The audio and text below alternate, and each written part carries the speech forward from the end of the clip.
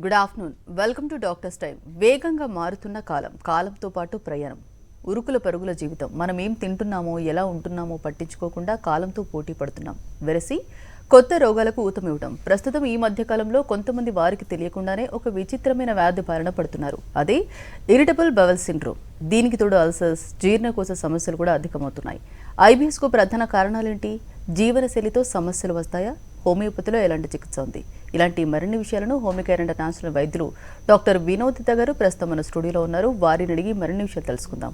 అలాగే మీరు కాల్ చేసిన నంబర్లు 04023310680 and 716. Hello doctor.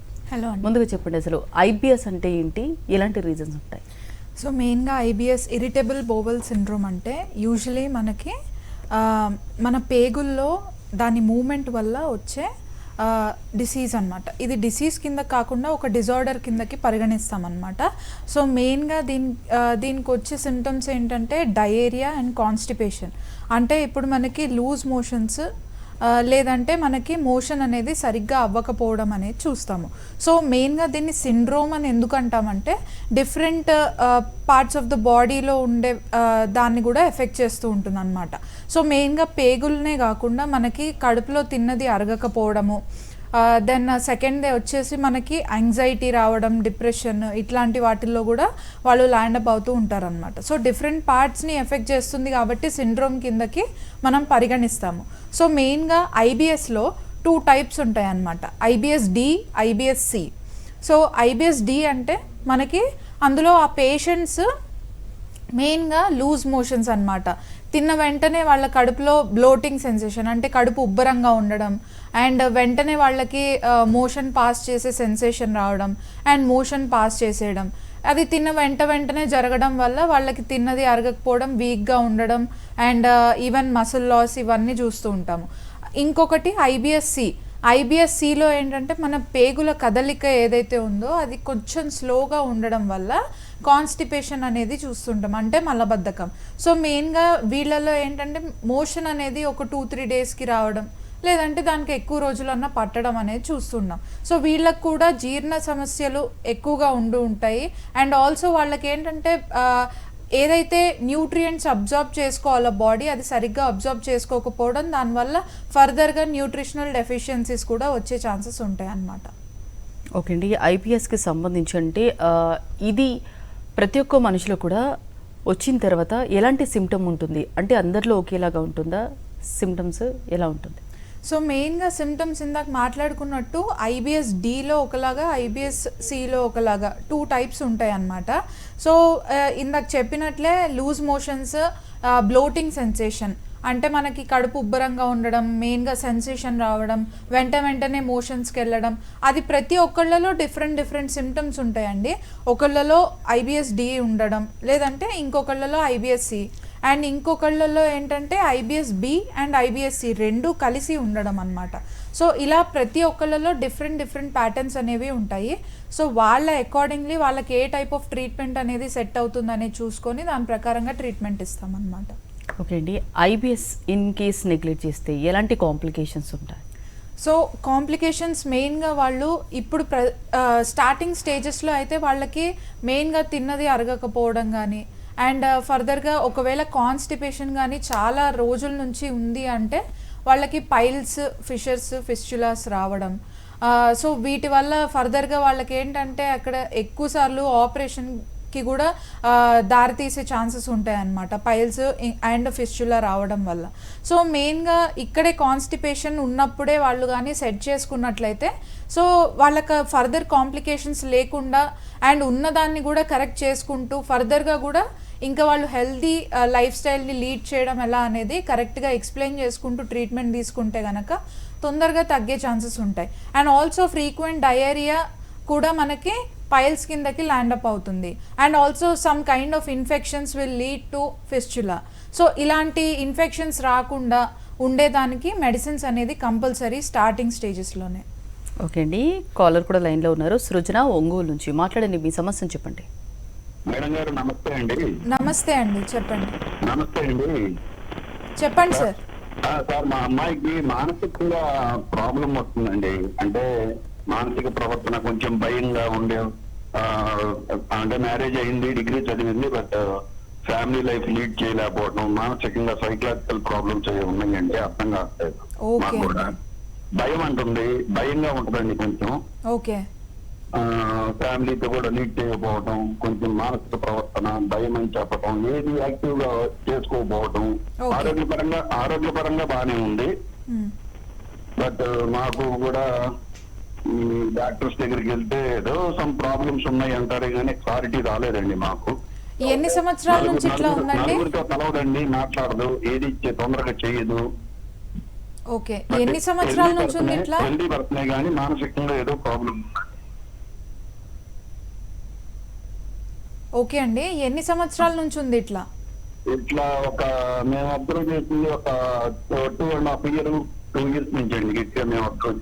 ఓకే. దానికి ముందరంతా నార్మల్ గా హెల్దీగానే ఉండిందా? నార్మల్ గానే హెల్దీగానే కనపడిందండి, బాగానే ఉంటుంది. కాకపోతే ఫస్ట్ నుంచి కూడా యాక్టివ్నెస్ తక్కువ. ఓకే.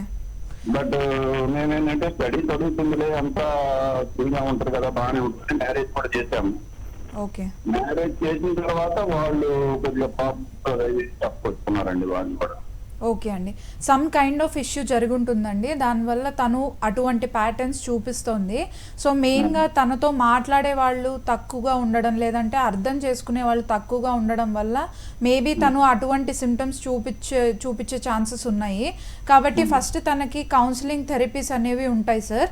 ఒక్కసారి తనని హాస్పిటల్కి తీసుకొచ్చి మా దగ్గరికి చూపిస్తే గనక తన డీటెయిల్ కేస్ హిస్టరీ తీసుకొని అసలు కేస్కి బ్యాక్గ్రౌండ్ ఏంటి అనేది చూసుకొని దాని ప్రకారంగా ట్రీట్మెంట్ ఇవ్వచ్చు.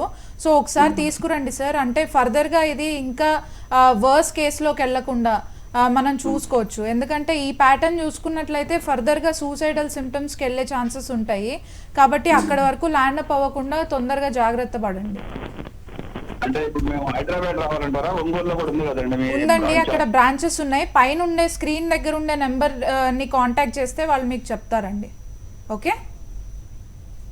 ఓకే అండి, ఐబిఎస్కి సంబంధించి అంటే ఇప్పుడు డయట్ ఎలా ఉండాలి అసలు? సో మెయిన్గా డయట్ వచ్చేసి ప్రతి ఒక్కళ్ళకి I think everybody have some of the allergies అనమాట. ఒక్కొక్కళ్ళకి డిఫరెంట్ ఎలర్జీస్ ఉంటాయి. సో అండ్ చాలామందికి ఏంటంటే ఎలర్జీ లేకపోయినా కూడా ఇటువంటి ఐబిఎస్కి ల్యాండప్ అవుతూ ఉంటారు. కాబట్టి మెయిన్గా food is not the problem. కానీ ఏంటంటే ఒకవేళ కానీ ఎలర్జీస్ ఉన్నట్లయితే వాళ్ళకి ఆ ఫుడ్ పడలేదు అని అంటే దాన్ని మనము కొద్దిగా అవాయిడ్ చేసుకుంటూ వస్తే గనక అది తొందరగా తగ్గే ఛాన్సెస్ ఉంటాయి. మెడిసిన్స్తో పాటు ఫుడ్ డైట్ అనేది కంపల్సరీ అండి. సో మెయిన్గా ఇంటి ఫుడ్ తీసుకోవడం చాలా మంచిది. అండ్ ఆల్సో ఈ మధ్య అడల్ట్రేషన్స్ జరగడం వల్ల ఫుడ్లో అసలు మెయిన్గా న్యూట్రిషన్ క్వాలిటీస్ అనేది కోల్పోతున్నాయి ఫుడ్. సో దానిలో నార్మల్గా మనకి ఆర్గానిక్ అని అమ్మినా కూడా అందులో న్యూట్రిషన్ క్వాలిటీస్ అనేవి లేకపోవడం వల్ల ఫర్దర్గా ఇటువంటి డిసీజెస్కి ల్యాండప్ అవుతూ ఉంటారు.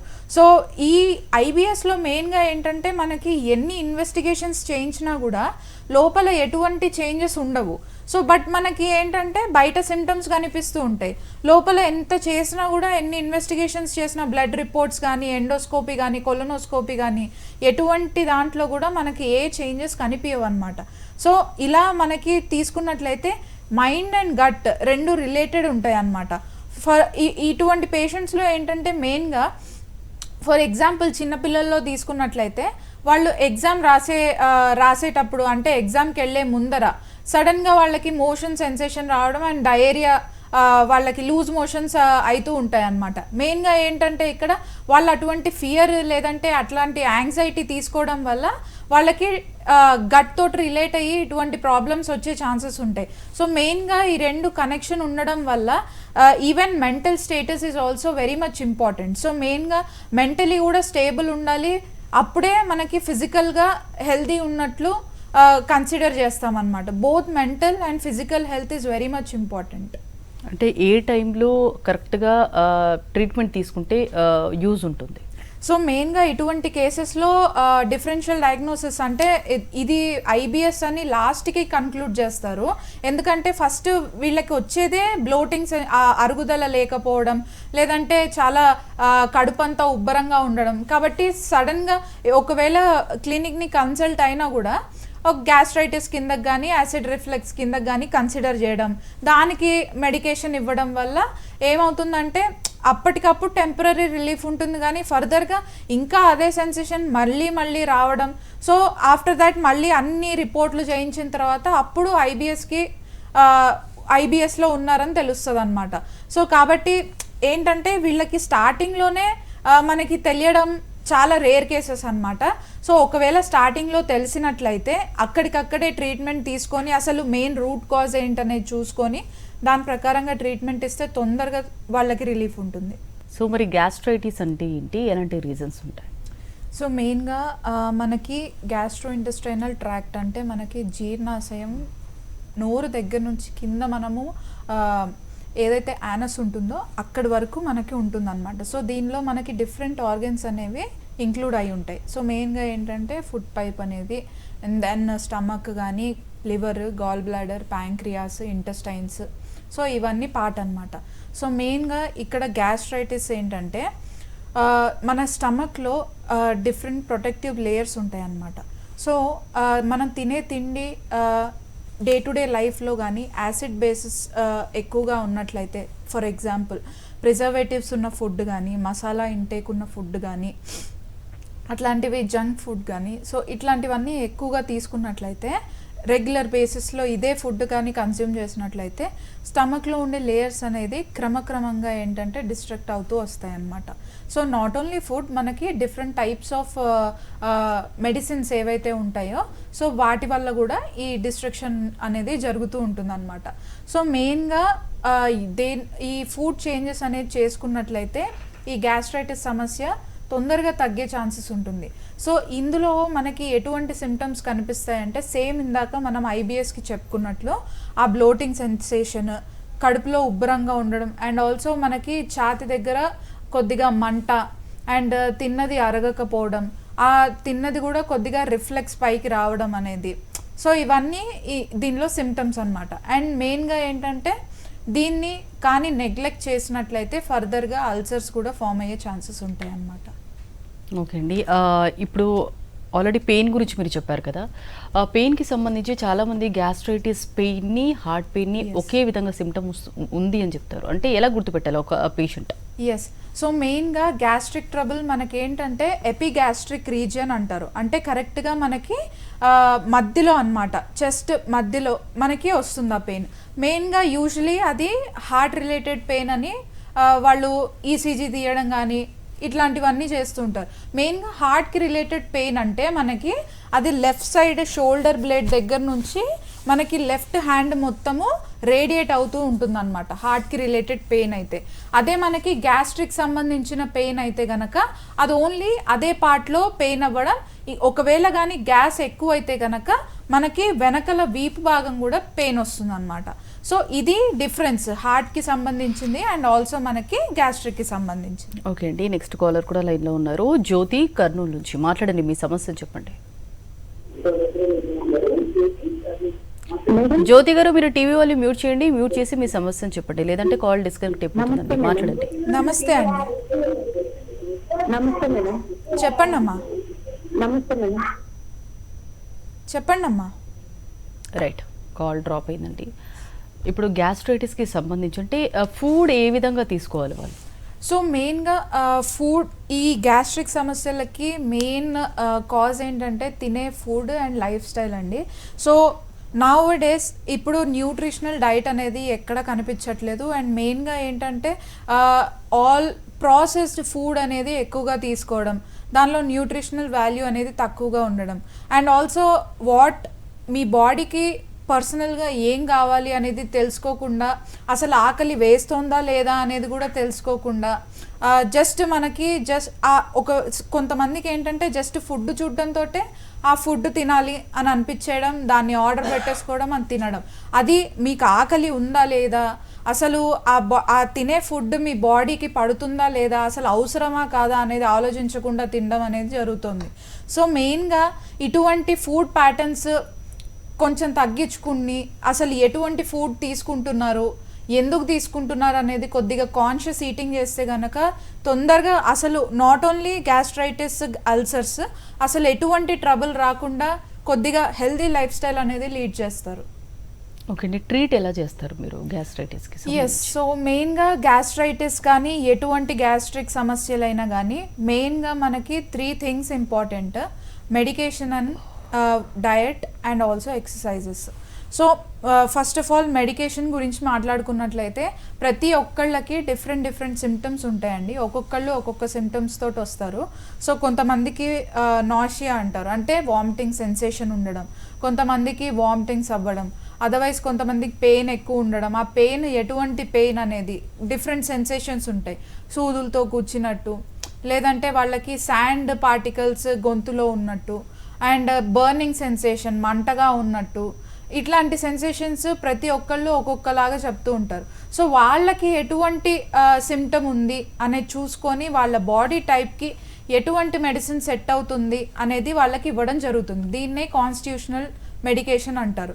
సో ఈ కాన్స్టిట్యూషనల్ మెడిసిన్ ఇవ్వడం వల్ల ఏంటంటే ఇంటర్నల్ నుంచి మనకి చేంజెస్, రూట్ కాజ్ నుంచి చేంజెస్ అనేది జరుగుతుందన్నమాట.